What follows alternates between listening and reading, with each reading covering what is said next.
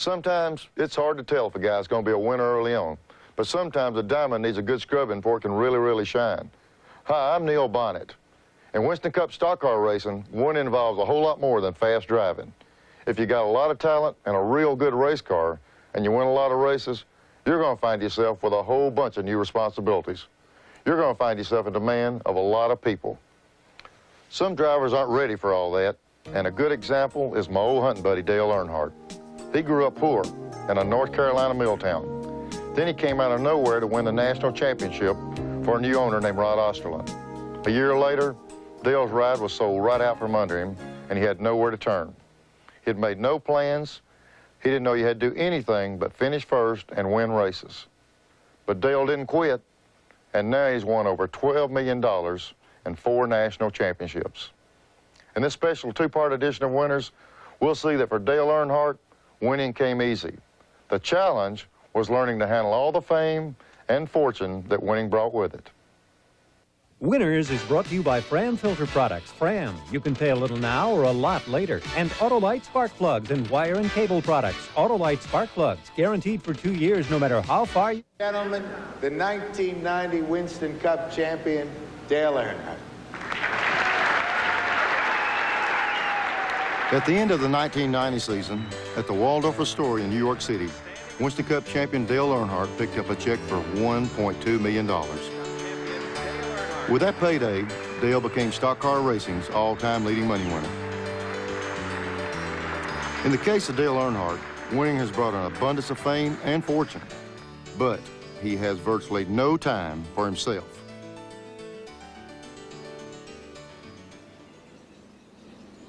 This is Dale and me slipping off to my farm in Alabama to do a little bit of hunting. I'm the first one to tell you we don't do as much as we used to.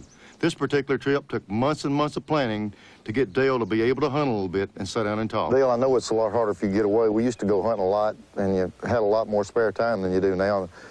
But since you're winning all these races and championships, your time's gone crazy. How do you keep your priorities straight and let the racing be the main thing that, along with the media and everything else, you got to keep racing on top where the other comes with it? Well, that's the easy part, really, because they know we can't do anything during while we're racing on Sunday. But really, it's really been busy this year more than any other time, Neil. You know, we were real busy in '86 and '87 when we won the championships, but I still was down here hunting with you a lot. And this year, I've had very little time to get away and go hunting. And as you know, this is the first time I've been down here this year, and it's late January, which is the best time to hunt. So, you know, maybe we'll get a better deer this time. I hope we can. I know it's been tough, Dale, with the media thing. Did that just come natural, or did you have to work to learn how to handle the PR side of it, working with the media and the sponsors, and not the winning the races, like you say, that's the fun part. Then it's almost like the work to get out and take care of the other responsibilities. Have you had to work at that? Does that come along pretty easy? Well, it sort of came as learning the ropes in Winston Cup racing. You know, you learn the press guys, and you have good interviews and bad interviews at first, and then you sort of learn how to make an interview work for you. I think that's the important thing I've learned is when you got somebody that's not really that up on racing that's a bad interviewer, is sort of carry them along and make the interview turn out for you. And you just got to work with it and work at it. You know, I've never been a public speaker and never really enjoyed it that much, but still you talk about what you know best in racing, and it gets easier, so you just do the best you can do with it and go on. Well, I want you to bear down. I need all the help I can get on these interviews, but... We'll bear down on these. Well, I certainly appreciate that, Dale. Folks, Dale wasn't always the easiest guy to work with the media, but he's come a long way in that area, just as he has in racing. But he certainly remembers where he came from. You know, my dad is a place in my heart, and he's been in my heart in racing for all of my racing years. I grew up idolizing him. I stood on the back of a truck on a tire, and I turned around each lap he ran, I ran. And it burned it right into me what I wanted to do. And I never dreamed I'd be 4-time Winston Cup champion of NASCAR. And I was champion '80. I was a little bit young and reckless and didn't understand really what Winston Cup racing was all about and NASCAR was all about. Look at my old buddy standing there in his little monkey suit, collecting all that money on top of the world. Let me show you something. I want to show you the real Dale Earnhardt. This is rural North Carolina. short track racing on a Saturday night. To the folks in this part of the country, this is a way of life. And the guy that wins on these little bull rings are the local heroes.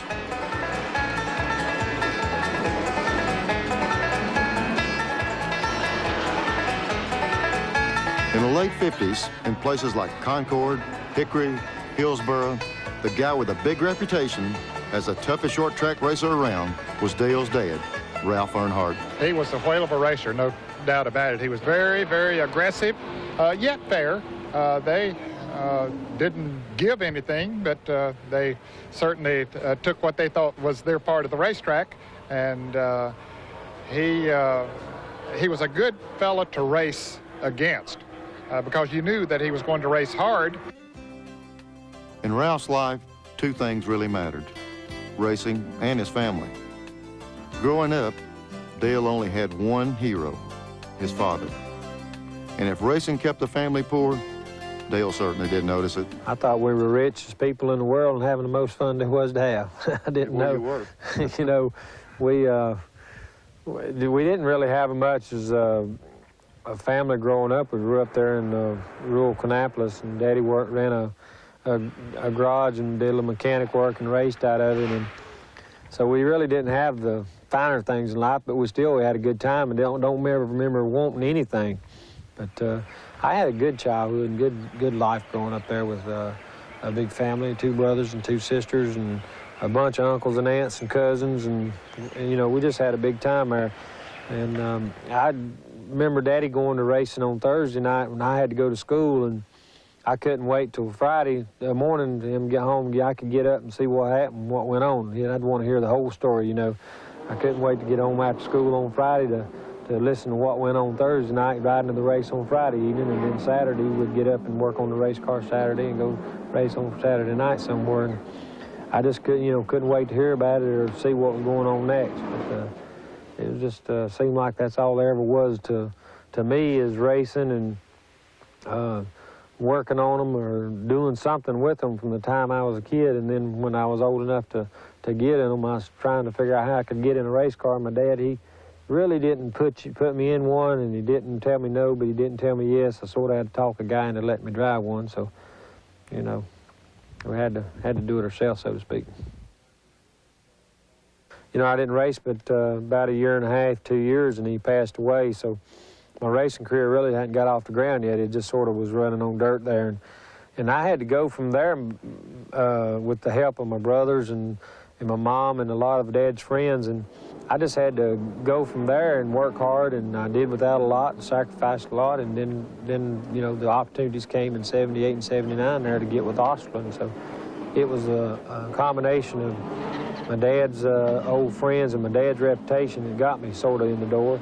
And then the ability to go and do things and make a showing on my own kept me in the door. And just use a little common sense and remember the things Daddy told me, the do's and don'ts on, and take and do the best I could with them. There's little doubt what Dale learned during those early years growing up. Folks, you draw the parallels. Listen to Dale talk about his father while he drives that race car. I think he was a real independent type person. He was tough. He's a tough driver. He didn't give much to anybody, but he didn't take that much unless it was down to the last lap. If he could slide you over a little bit and get by you and go win the race, he'd do it. But now if he thought there was a chance of getting in a scuffle there and tearing his car up, he'd run second to you because he knew he had to pay for fixing it. So he was a smart racer, and he raced within his means. He won the championship in '56 in the sportsman division, like the modified sportsman division in NASCAR, and drove for Cotton Owens in '61. And along in there, and he's raced against Ned Jarrett and all, Tiny Lund, Bobby Isaac, and all these guys, and David Pearson. And when I started racing, and all these guys was telling me how he raced, and you know, and things like that, and I knew how he raced. You know, I watched him. I stood on the back of the truck most of the time on a tire, and every lap he made, I made. So, you know, when I sat down in a race car, it was like I knew what was going on.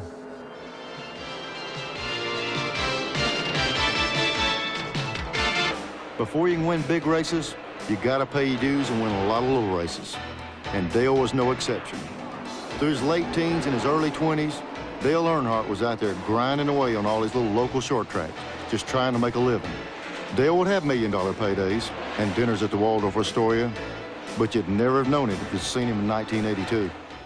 That has to make it seem worthwhile more. You know, when Cale passed me and traffic got in my way and he got by me because if I had come as far as Dale Earnhardt, I'd be the President of the United States. Not that I want to be, but he really has come a long way, and I got to give him a lot of credit for that. He's educated himself. He's become very easy in any kind of company, and he used to be very shy until he got in a race car. A lot of people had a lot of influence on his life, and he's listened to a lot of good advice, and he's done something about it. I'm very proud of him. I remember you rolling into Huntsville, Alabama one night. First time I ever saw you at racetrack, we was up there racing, and people don't realize when you start at that level, even though you're winning in the short tracks, it's hard to pay the bills. At that particular time, how far down were you, and financially, where can a guy stand and then end up doing what you did, getting $1.2 million check here a month ago? Well, I tell you, it seemed like it was a never-ending battle of how I was going to get to the racetrack financially, whether I was going to have gas money. I'm talking about gas money, you know. And well, I remember that race we got to Huntsville, Alabama that night, and I went out and practiced, and I rolled in the pits there and got out of the car. We was running good. Harry Gant was running good that night. And I got out of the car and was messing around with the tires and looked, and there's water running out the exhaust pipe. It doesn't crack the head on that thing. And Harry Gant and them guys said, well, it looks like you have to load it up. And we fired that thing up and poured a bottle of this iron-tight stuff in there and sealed it up. And I ran 200 laps that night, ran second to Harry, run all night long. And you just did what you had to do. You got by and worked, and I borrowed money from the bank there in Concord and close to Kannapolis there from a friend of mine on a 90-day note, $500 on a 90-day note, and have to pay the interest on it in 90 days to carry it over, and then I'd finally win enough money to pay it off, and just to make it in racing, just to keep going. I had to buy tires or whatever. I know you can look back to that afternoon in Huntsville, and that's enjoyable sometimes as winning a Charlotte or a Daytona, because that was the hard part to do, to come out of that area there and move up to the Winston Cup racing. That's right. You think you're at the pinnacle of your career, really, as you're running second in Huntsville, Alabama, and then you turn around and you get an opportunity to drive a car on a speedway and you make a decent showing, and then the next thing you know, you're sitting there and you look around, there's 6, 8, 10 race cars there for you to drive like it was with Osterlund, and it was just, and still today, it's amazing to walk in the shop and see all the equipment, all the cars, and all the people working just for you to drive that race car. Because I can remember when I had one race car and I was scrounging to get tires to go on it to go race. You know, it's just deals like that. I had small sponsors, Doc Cycle Shop and Danny Made Foods, and I can name just millions of them. This $500 here, $1,000 there deal, you know, and to get you through. And the advertisement did them a bit of good in Huntsville, Alabama, because there were stores in Kannapolis, North Carolina, but still they supported me. I raced in Nashville, Tennessee, and all. I raced in Nashville the night after Huntsville that night. I'd race from, like Thursday night, we'd go to Columbia, and we'd race in Savannah on Friday night. We'd race in Coburn, Virginia on Saturday night. I mean, I raced all over, just all over the place, trying to get more experience in racing at the sportsman level. When you were struggling to make ends meet and you had a little bit of help along the way, did you think that any time you're just going to have to give it up and quit? Yeah. We was long about 78 there. We'd looked like I was going to have to get a regular job there for a little bit. Good working for a living. It got real tough that year, and you know, life was tough and living was tough. Family was having a hard time. You know, I was having a hard time making it for the wife and kids, and you know, Osterlund came along and saved the day. It was all worked out for me then. That's when it turned around. 79, I got the opportunity with Osterlund in late 78. Run the wheels off of them ever since.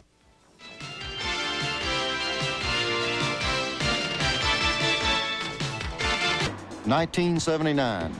Dale Earnhardt gets a shot at the big time with a California millionaire car owner named Rod Osterlund. They also won Rookie of the Year that year. Just 1 year after that, racing the likes of Richard Petty and Bobby Allison when they were at the peaks of their careers, a young Dale Earnhardt won his first championship. Can you believe that? There's me and Dale back in 1980 at Riverside. He sure has aged since then. The early success that you had really put a spotlight on you, you know, when you won the championship real early in your racing career. What did that do to Dale Earnhardt? Where did that put you without the experience of the media and all that stuff? The success was there, but then you had to cope with a lot of problems early, being able to handle all that. Well, I was a real rough diamond at that time. I was really rough on the edges. I was, you know, young and excited about racing, but I really didn't pay attention to financial things going on around me, the press stuff going around me. Wasn't really worried about the sponsor that much until 81 when Osterlund walked out on the deal and sold it. But I just, you know, was excited about what I was doing in racing. I really was sort of, when we won the championship, and the Rookie of the Year was great. When we won the championship, it was sort of like, oh boy, yeah, okay. And now I look back on it, and I know how important it is to be the Winston Cup champion, how important it is to the sponsors and the press and everybody involved in racing around your team and everything. It was to win championships, and it is to win championships. But right then, I was just excited about it and having fun. Yeah, it was a big deal, you know. I know when you rose to the top real quick in 79 and 80 with Osterlund, and he sold the team. In 81. Yeah. How frustrating was that? Where did that leave you when that happened? It was left me lost, really. All of a sudden, the 5-year deal I had, or thought I had with Osterlund, was gone, and I was driving for a guy that, you know, Jim Stacy, that told me, he said, well, you can stay and drive or you can quit. It really don't matter to me.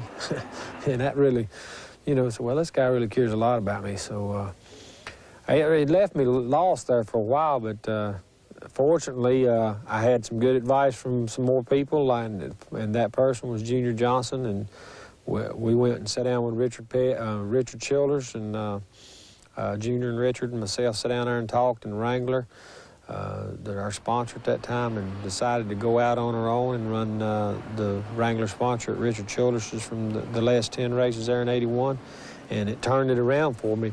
I think that may have been an opportunity more than it was a disaster that year, but it was really rough on me, but it learned me a lot. I learned a lot about, you know, people, and, you know, people that's got money, and, you know, situations, how they can turn around. There has been a whole lot of security in racing. It's kind of going from track to track. It's almost like going from season to season to make sure you're where you want to be. Well, that's true, and the security in racing to me is didn't come, I think, until about 86. In 87, we won the championships, and I got more secure then because I felt like I was there, and, you know, I had a solid foundation in racing. I wasn't just going to be there, you know, year in, year out. I feel like I've got a solid foundation in racing now. Our contracts with our sponsors and everything's there, and our confidence in the team and the car owner and myself, and my confidence in myself, I think I'm there. I think I've made it. I think I'm not going to get booted out tomorrow if I have a bad day, you know. Dale was way down in 1981, but he was determined to fight his way back to the top. Along the way, he had added to that reputation as an aggressive driver. Some would say a very aggressive driver. That's me and Dale at Daytona, and I'll be the first to tell you he's aggressive. This kind of driving often leads to controversy. In part 2 of Dale's story next week, we'll look at controversy just like this. I was clearly under him, and I was going on. I clearly had the quickest car. You know, he was trying to cut me off every way he could. Do you think I can see how Elliott might get a little bent out of shape. I never said Dale Earnhardt wasn't a controversial winner. I just said he was a winner, and my friend. If you come back and join me next week, we'll show you more excitement, color, and even some of the controversy that has made Earnhardt a winner among winners. Winners has been brought to you by Autolite Spark Plugs and Wire and Cable Products. Autolite Spark Plugs, guaranteed for 2 years no matter how far you go. And Fram Filter Products. Fram, you can pay a little now or a lot later.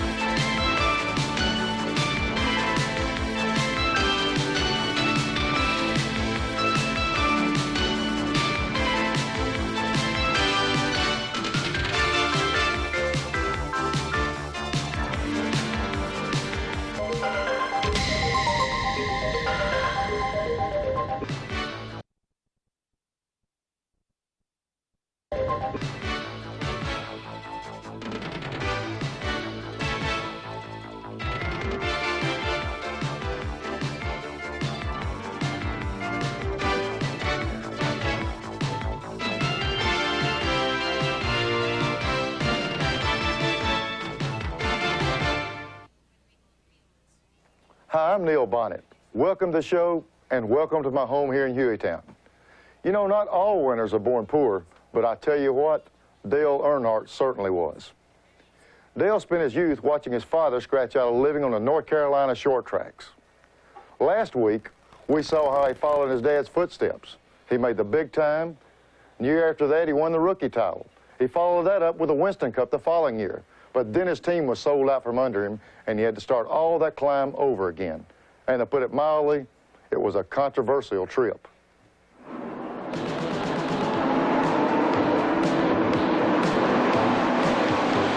It is, I was clearly under him, and I was going on. I clearly had the quickest car. You know, he was trying to cut me off every way he could. Bill spun that 95 car out and caused a big mess, and then he come up there and tried to spin me out twice. I didn't take it.